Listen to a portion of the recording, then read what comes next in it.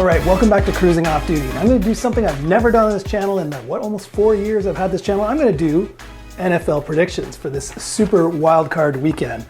If you don't know this about me, I love NFL. I've probably mentioned that on my channel a bunch of times, but due to COVID, I usually watch definitely the playoffs with my friends. So we all sit around, we all say who we think is going to win. Sometimes the money exchanges hands, and we have a good time. But this year with COVID, nobody's doing that. We're all watching football from our own homes. At least I'm doing the safe thing and watching it from my own home. So I thought it would be fun this year for me to do predictions with you, the Cruising Off Duty community, for not only the Super Wildcard Weekend, which is an awesome idea, by the way, to have 7 teams from the AFC and 7 teams from the NFC in the playoffs instead of the usual 6.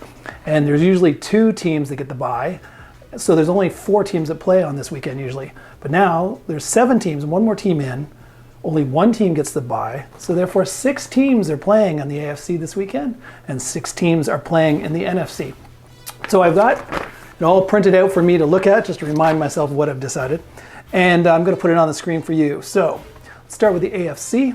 I'm going to not only talk about the Super Wildcard Weekend, who I think is going to win. I'm actually going to go all the way through, based on what I think is going to happen right now, who's going to go all the way through to the Super Bowl and who's going to win.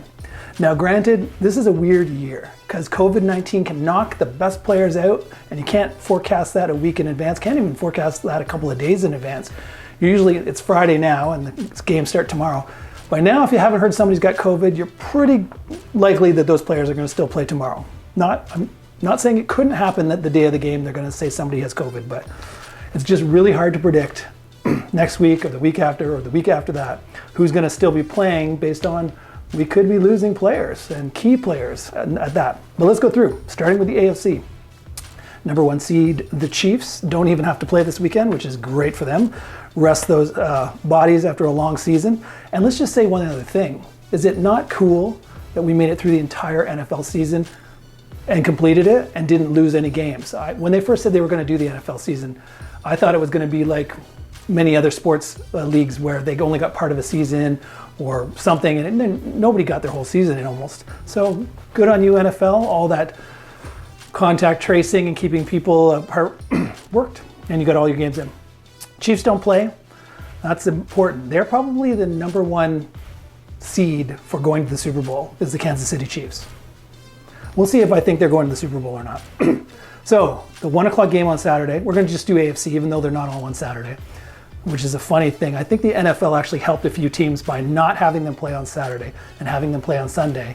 One team in particular, the Saints, Alvin Kamara had COVID, and the only way he was going to be able to play is if the game was on Sunday because he needed to have 10 days clear of COVID to play. So there you go. And if my voice is sounding a little weird, if you're not aware, I just filmed my previous episode and went right into this one. And I think I'm starting to get hoarse. So this is not my normal voice, but let's get through this. Okay, let's go through the AFC. Kansas City Chiefs don't have to play. They're the number 1 seed. They get the bye. First game is the Bills-Colts. It's Saturday at 1 p.m. And the Bills are favored, according to the Vegas odds, by 6.5 points. So they have to win by a touchdown in order to cover the spread. Now, at first, I'm just going to tell you who I think is going to win. And then at the very end, I'm going to tell you who I think it may have trouble beating the spread. Because there's one thing to say who's going to win, because sometimes a team's favored, and it's not that big of a stretch to say they're going to win. But sometimes Vegas has made the spread so big that it's actually smarter money to put it on the team that's not going to win, but still going to cover the spread. So we'll get into that. But just straight up, who's going to win? The Bills have been playing fantastic football in the second half of the season. They're just peaking at the right time. They're getting a lot of their injured players back. And therefore, I just don't see any way that the Colts are going to beat the Bills. No way. Josh Allen is just playing lights out football. He's got a howitzer of an arm. He reminds me of a young Brett Favre. He's huge. He likes to run. He's not afraid to run angry, knock a few people over, especially now that we're in the playoffs. You're going to notice a lot of players that would often slide early to make sure, especially quarterbacks obviously, slide early to make sure they don't get hit. Now it's the playoffs. It's win or you're out. So people are willing to put their body on the line, and having a large quarterback like Josh Allen that's willing to run the ball is like having another running back. So that's awesome. This one's almost an easy one for me. I'm pretty sure the Bills are going to win sizably. by probably more than the 6.5 points. So, not that I'm talking about the spread, but I think they're going to beat the spread as well. Okay, let's talk about the 1 p.m. Sunday game between the Titans and the Ravens. Now, this is Ravens are favored by -3, so a field goal by Vegas odds. And I think that's about what they're going to win by. I mean, this is the game where it could go either way. I mean, Travis Henry has been a beast. He led the league in rushing. He's the kind of guy that just runs over people and goes for 80 yards. He's the best running back in the league. I don't think anybody's going to doubt that. And Tannehill's a good quarterback for the Tennessee Titans, but so is Lamar Jackson. I mean, he was the MVP last year, and he's a mobile quarterback, and he's got a good arm. He's a great quarterback. So this is two good quarterbacks. I think Lamar Jackson is the better quarterback, but I think the Titans have the better running back. So it comes down to defense then. And this is why I think the Titans aren't going to win. The Baltimore Ravens have the better defense. So if you're going to say one team has the better quarterback, one team has the better running back, it sort of evens out, but the defense goes to the Ravens, so the Ravens are going to win, in my opinion. But it's not going to be by much more than the 3 points. Put the Ravens in the slot, but money-wise, I mean, I've got my money going on the Ravens, but I slid the slider down. I gave myself less than the 3 points. I took a little bit less of a return, but yeah, the 3 points feels about right. And the last game for the AFC is the Steelers-Browns. This one's not as hard for me. The last game between the Browns and the Steelers was last weekend. The Browns needed to win to get into the playoffs. The Steelers were resting all their starters. Big Ben wasn't playing. Most of their top receivers weren't playing.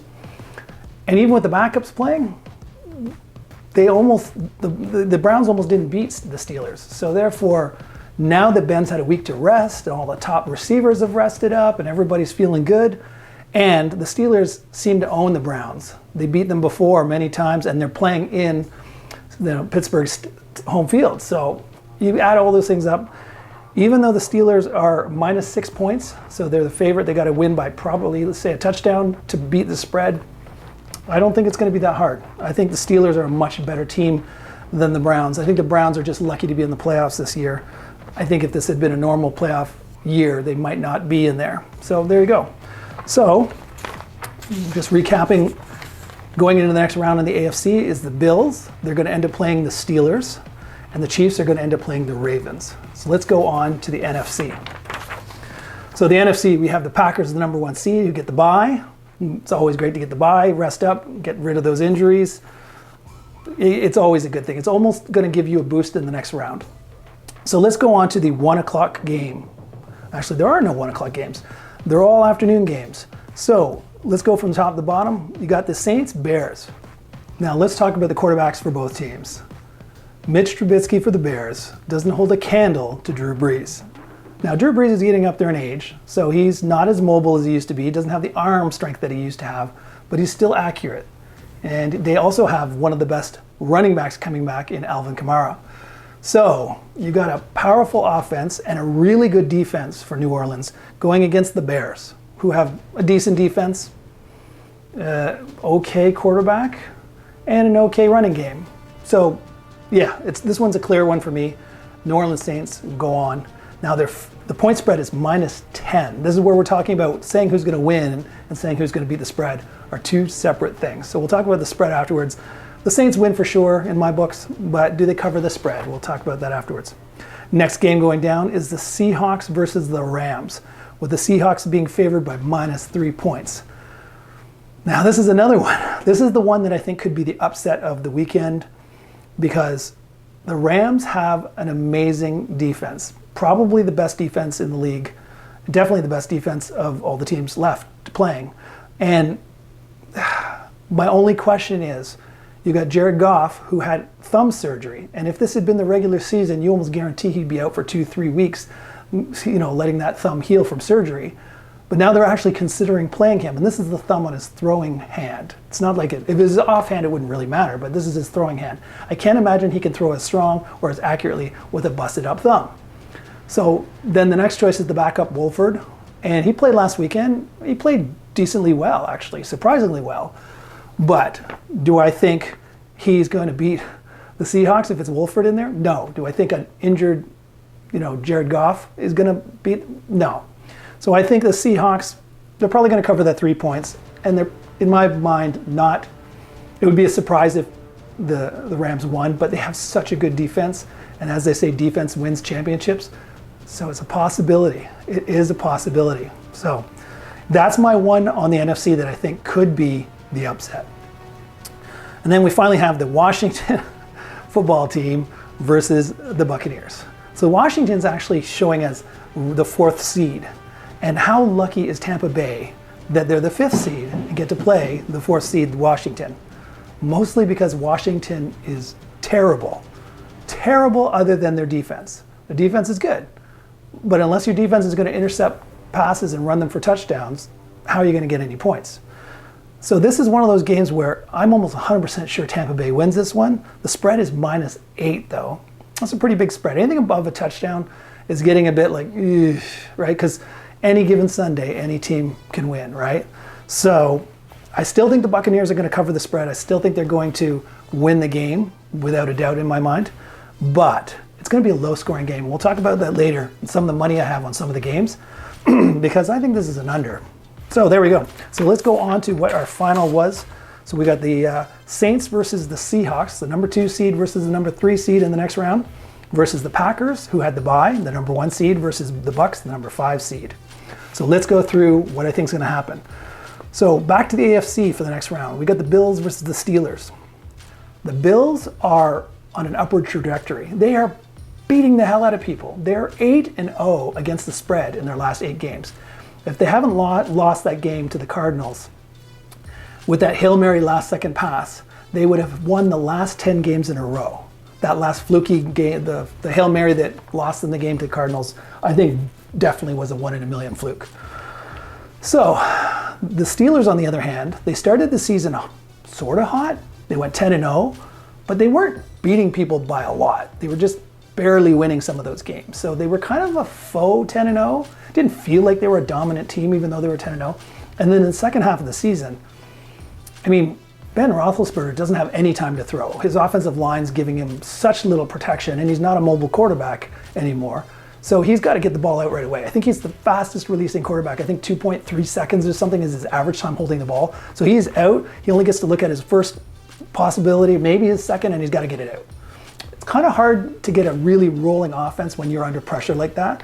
And the Bills have a good defense. They have a good, I think, top 3 pass defense. So if Ben's expecting to win with his arm, it's going to be pretty hard to do against the Bills. I just think the Bills are on the upward trajectory, and they're just getting stronger at the right time, and all their players are coming back off injuries. I think the Bills win that one pretty easily. I don't know what the spread's going to be on that one, but if the spread's small, I mean, Bills are going to be an easy money line for me. And the next game is going to be the Chiefs versus the Ravens. Now, as I kind of alluded to before, the Ravens, they've been up and down. They haven't been lights out great. They haven't been terrible. They're just okay. And to me, I think the Chiefs, which are everybody is expected is going to go to the Super Bowl, I think that's an easy win for them. Again, don't know what the spread's going to be. Might be harder to put money on the team if they put like a 10 or 11 point spread. But I don't think there's any chance the Ravens are going to beat the Chiefs in the next round. In the NFC, we go Saints, number 2 seed, versus the Seahawks, number 3 seed. The Saints are just so strong. I mean, the Seahawks, again, sort of talking like the Ravens. The Seahawks have been up and down. They're not really dominating. They have one really good game, and then they have one game. And I just don't think they are up to the caliber of the Saints. So I think that one's going to be a pretty easy win for the Saints. And they'll go on to the next round. No, I don't think that's a big surprise. The next one is the Packers versus the Bucs. And I like Tom Brady. I mean, he's the GOAT. He's going to be probably inaugurated as the greatest quarterback of all time. And it's great to see that he moved to a new team and he's in the playoffs. And it would be awesome to see him go to the Super Bowl. But he's going against the Packers. Aaron Rodgers is just playing MVP level football. The team is doing quite well. I mean, there's times where they kind of feel like they're resting on their laurels a bit and they don't beat teams by as much as they should. But I still think when push comes to shove in the playoffs, and you got to remember the Packers had the bye in the first round, so they'll be nice and rested for this game. I just don't see there's any way that Tampa Bay is going to beat the Packers. There you go. So that's actually, the NFC is actually kind of clear to me who's going to go on to the next round. So now we go into the AFC Championship and the NFC Championship. We got the Bills, the number 2 seed, versus Kansas City, the number 1 seed. That's going to be a great game. I mean, 2 great quarterbacks. Just a lot. There's a lot to love about that game. I think I'm going to be so excited if I'm right about this. Now, who's going to win that? I hate to say it. It's the Bills. I mean, I don't hate to say it, but I think a lot of people are going to be shocked. The Bills are on the upward trajectory.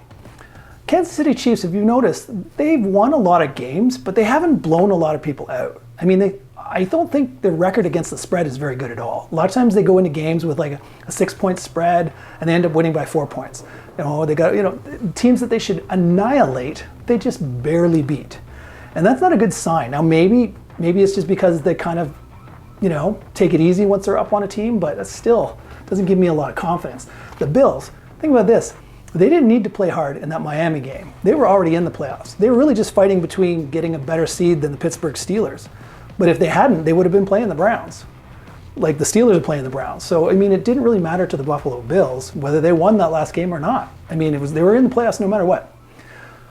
But they decided, no, we're not going to rest our star players. Like, they played all their starters and they kicked the crap out of Miami. And Miami had a really good defense. A lot of people expected them to be in the playoffs.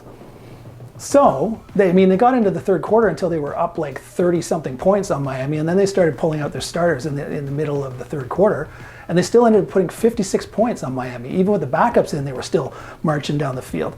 I mean, Buffalo is just deep. I mean, the big difference why people say, what happened to the Bills? Well, Stephon Diggs came to the Bills. I mean, in past years, Josh Allen had limited quality receivers. I mean, it's tough when you don't have top-rated receivers because they just don't get open. So then you're trying to force balls into spots where they're not completely open. You get more interceptions, you get more incompletions. It just made his stats look weak compared to where he was drafted. He was actually drafted above Mahomes. That's how good he was in the combine. That's how strong he was. But, I mean, he went to a team that was fairly weak. I mean, they had a decent defense, but they didn't have a lot of star receivers. Stephon Diggs has made all the difference, and that's why he's the leading receiver in the league for the regular season.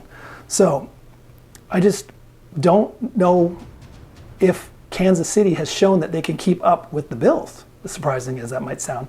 So I'm saying the Bills are going to win over the Kansas City Chiefs. Put your thoughts in the comments. I think that one's going to get people either upset or they're going to be totally wholeheartedly agreeing with me. Now the next NFC championship is between the Saints, the number 2 seed, versus the Packers, the number 1 seed. This is a tougher one. This is a tougher one for me. I mean, both teams, Alvin Kamara and the Saints is a great running back, probably only second to Travis Henry. But the Packers have Aaron Rodgers. I mean, quarterback is definitely primo on the Packers versus the Saints. But the running game is probably better for the Saints over the Packers. And they both have good defenses. So this one's a tight one for me. But I think when it comes down to it, that extra week of a bye to rest the bodies and everything, assuming COVID, again, COVID could change everything, I got the Packers beating the Saints. So the Super Bowl becomes the Bills versus the Packers. And just for the exact same reason that I think the Bills are going to beat the Chiefs, I think the Bills will beat the Packers. They're just hitting on all cylinders. They've shown they're deep. Even McKenzie, I guess, was like their 4th string wide receiver during the Miami game. He got 3 touchdowns. I mean, he is by far the best kick returner in the league. And when you get him on the field as a receiver, clearly if you're a great kick returner, that means if you give that guy the ball in open field as a receiver, he can weave his way through everybody and get into the end zone. And that's pretty much what he did. He returned 1 kick for a touchdown and he got 2 touchdowns by being a receiver. And that's their like 4th string receiver, the slot receiver, and and they're getting back, what's his name? Cole Beasley. They're getting back Cole Beasley. He'll be back, so that means they've got even more depth at the receiver thing. So I feel like I keep having to explain why I like the Bills more, but I just think the Bills are hitting on all cylinders at the right time, and they have everybody coming back off injury. So they're going to have a great defense, already have an amazing air defense. And with the linebackers that come back, they're now going to be even stronger in the run defense. So you got a good defense, probably, arguably, one of the best quarterbacks in the league. And you got the best kick returning special teams. So Bills. Bills win the Super Bowl. Hopefully you enjoyed this episode. Kind of fun. Let's just comment down below. If I didn't pick your team, try not to get too venomous. It's not personal. It's just my gut feeling. And I'm curious to see what you think, whether you think I'm mostly right. What games do you think I'm wrong? Put it in the comments. If this is something we enjoy, I'll do it next week for the next round of the playoffs as well. So until next time, this is Craig signing off, wishing you safe cruising, safe football watching, safe something.